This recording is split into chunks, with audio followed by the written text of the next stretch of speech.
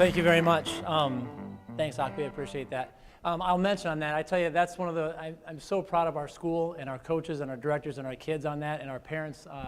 That really is a testament more to the collaborative work that our community has done here at Kennedy to provide great activities programs for our kids. So with that, I will say a shout out to the whole group on that because they've been fantastic to work with for the past 25 years.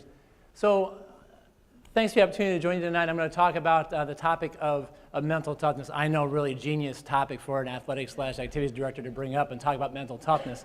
But it's becoming something very near and dear to my heart with all the research and the reading and the ways I'm trying to figure out how can we better use our platform of our activities programs, our athletic programs, our activities programs to influence our students to be the best they can be, to be able to move on from us and take on whatever challenges in life, whatever things they want to take on the rest of their life. How do we use our activities programs to better influence and impact that? So in all the research and all this, this is one of the topics I've come to that I think matters most, or is becoming maybe taking over my thought process on what matters most and what we have to attack very intentionally. When you think about the activities programs, the educational athletics at the high school and middle school levels, you know, all those soft skills come out very quickly. You talk about things like time management and work ethic and teamwork and collaboration and creative and critical thinking and high intensity moments, you know, on the stage, on the field, etc. Those are all great outcomes of our educational athletic programs. I should have put on the first one. I can't believe I sent this to Justin without putting a great big fun up there, because the most important thing to me, quite frankly, when it's said and done, is they have a great time doing it. The whole point of this thing is to teach them a whole lot about life through our activities programs, but by God, they better have a good time while they're doing it. If they don't have a good time while they're doing it and walk away saying, wow, that was great, I'd love to do that again, we missed the mark significantly in that. The other stuff is supposed to happen kind of under the surface, and they maybe don't even realize those things are going on, the work ethic and the time management and those types of things. So that list can go on and on and on, and I've been a pretty strong believer. I love this profile of the graduate that has come out and been adopted by the district. I pulled Noreen aside when they first rolled this out to us. I said, you know what, Noreen, I look at that, and I look at each one of those things around the wheel on that. I said, co-curricular activities do every one of those things and then some all the time. We need more funding. Talk to Dr. Buck about, no, I'm just kidding. But we, you know, I really feel, and I'm passionate about the idea that co-curricular activities, educational athletics, is a key component to developing that profile of graduate, creating kids who are going to be collaborative, who are going to be hard workers, who are going to be time managers, who are going to have a significant impact on their communities down the road, which is what we're looking for. That's what this whole thing is all about. I talk about the fun, I talk about all those other things, but let's be honest, there is a point in time in our lives that everything we do, there's not one of us sitting in this room that at some point in time, what we do and how we do it comes down to our performance. Sometimes we like to try to run away from that a little bit. We want to shy away from the idea of the pressure of performance. But let's face it, pressure matters, or performance matters, okay? Whether we're talking to our students, we put pressure on them to perform as students. I mean, we test them and test them and test them, or assess them and assess them and assess them. There's pressure put on them to do well, okay? As sons and as daughters, as parents, in the workplace, in our relationships, at some point in time, how well you perform in all those different roles we all take on matters. So how do we go about making sure we can perform our best when it matters most?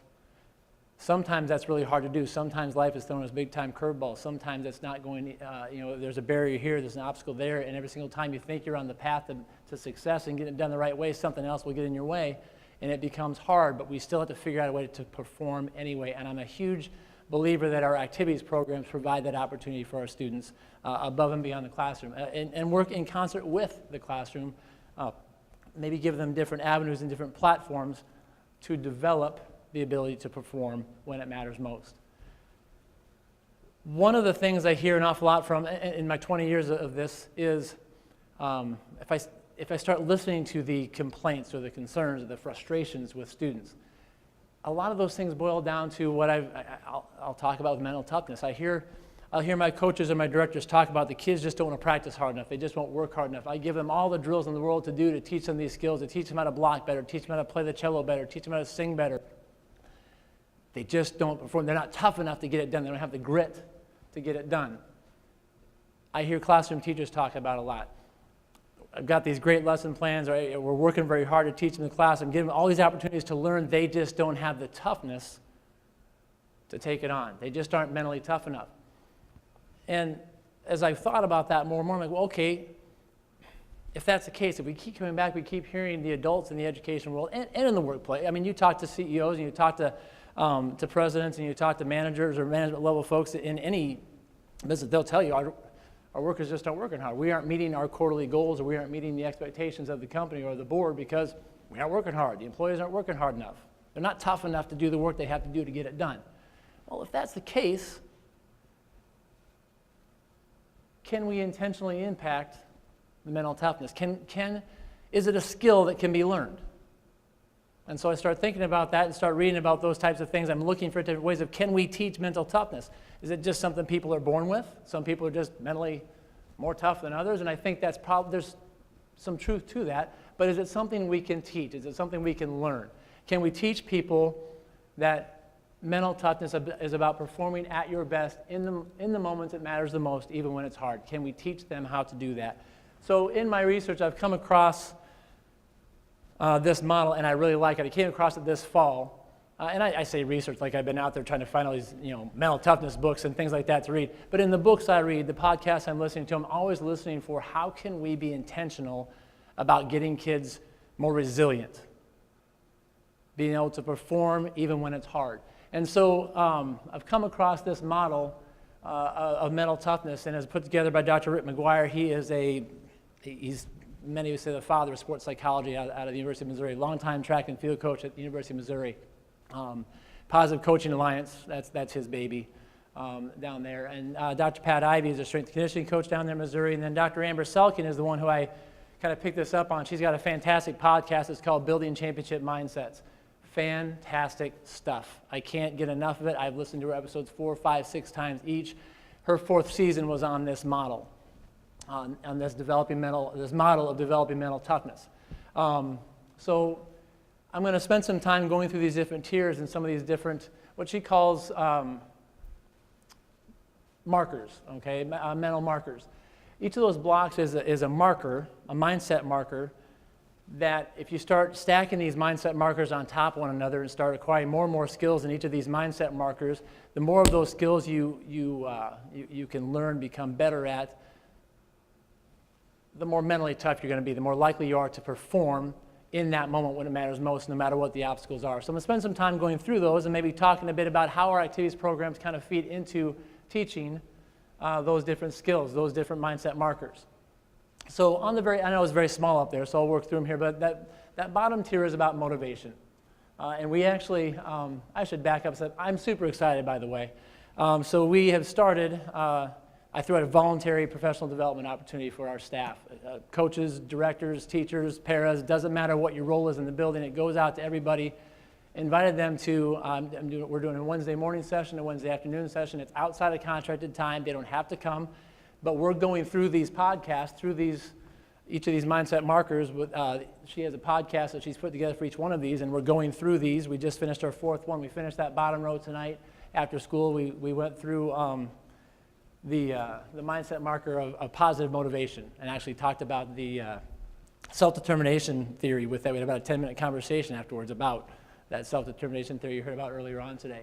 I've got 20 teachers who have decided, hey, I'm in on this. I want to figure out how we can intentionally impact and influence the mental toughness of our kids. And so they're doing it off their contracted time. They don't have to be there, but they're excited about going through these half-hour sessions. They've committed to 20 weeks the rest of the year to try to figure this out and see if they can use it to impact their kids. I'm super proud of them, and I'm excited about the conversations we're having.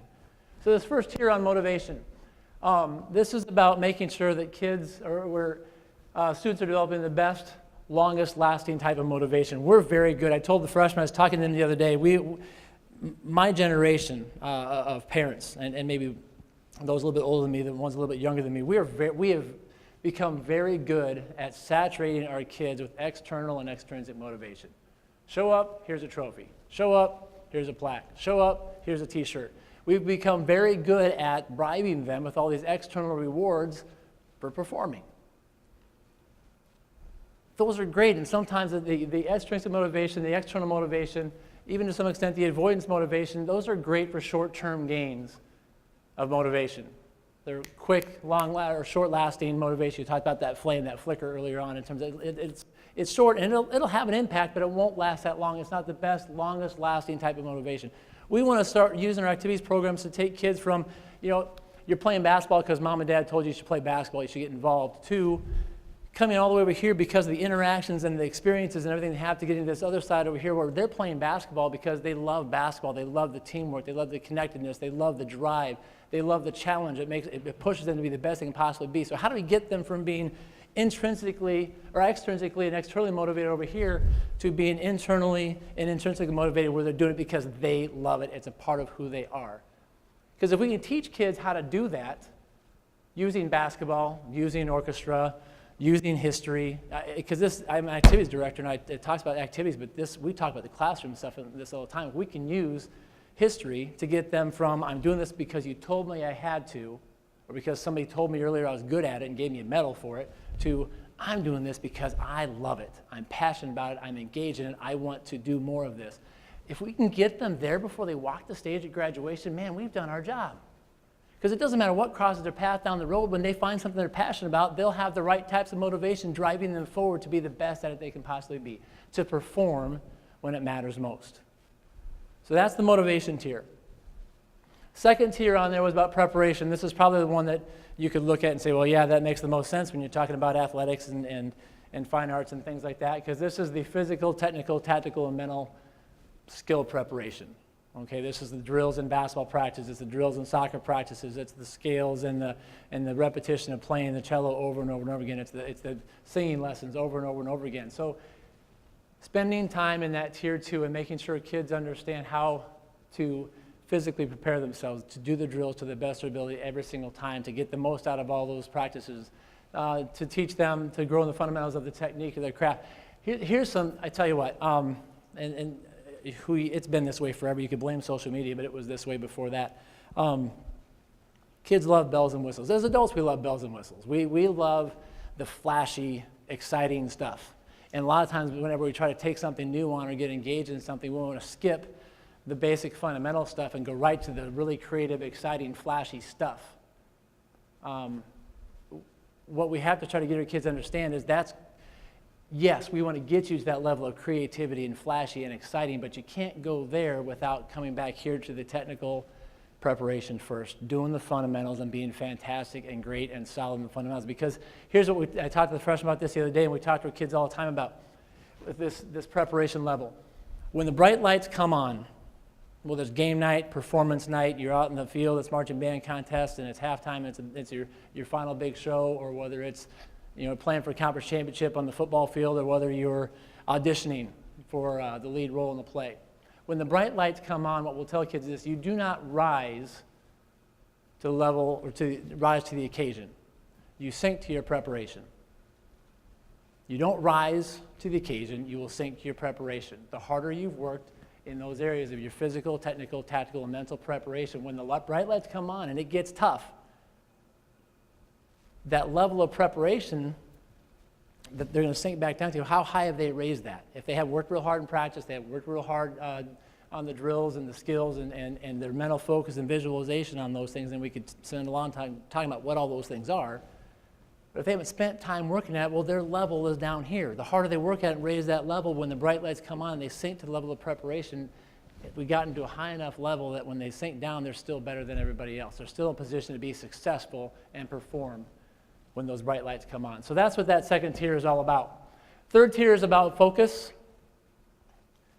Time orientation, you've heard it with the mindfulness a second ago, it was just being talked about, being right here in the moment. There's a lot of distractions going on in our kids' lives. And one of the things we'll ask them when they come to practice, when they come to rehearsal, when it's time to go out there for a game or for a performance, is be right here, right now. Be where your feet are. We know you've got a lot of things going on. You've got job, you've got boyfriend, you've got girlfriend, you've got a test next week, got the ACTs next week, you don't get that 28, you can't get in the college you want to go into. We understand all that stuff is going on, but teach them you got to take a deep breath, stop, let all that stuff go, because to perform well right now, you have to be in the moment.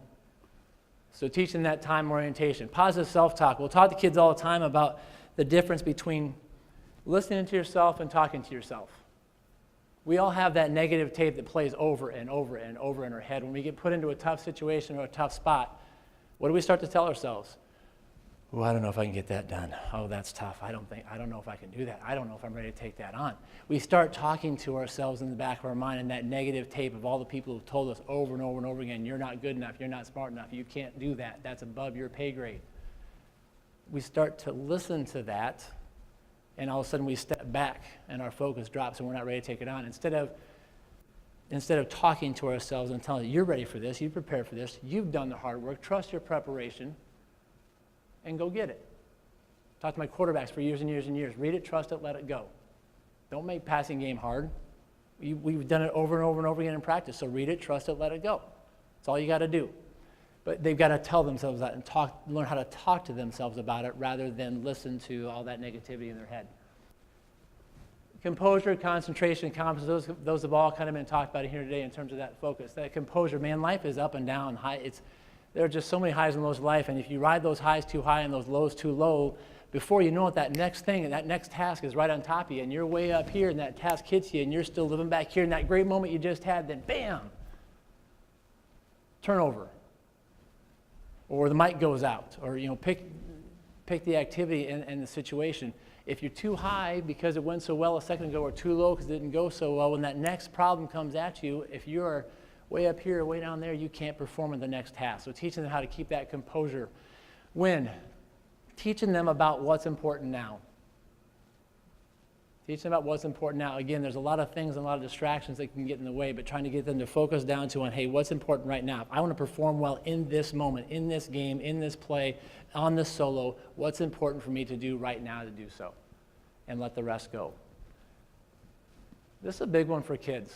Teaching kids that confidence is a choice. Everybody thinks that confidence is just this kind of random thing you just build up over time. Confidence is a choice. Put the work in, believe in yourself, and say, look, I got this. And teaching kids to choose to be confident rather than choose to step away from it. Again, these are things that I feel like our coaches and our directors have opportunities and a platform to work with our kids on and get better at these things. That fourth here is about stability. As I've talked about and we've alluded to, life's tough. It's tough on our kids. It's tough on us as adults. It doesn't always go as we plan.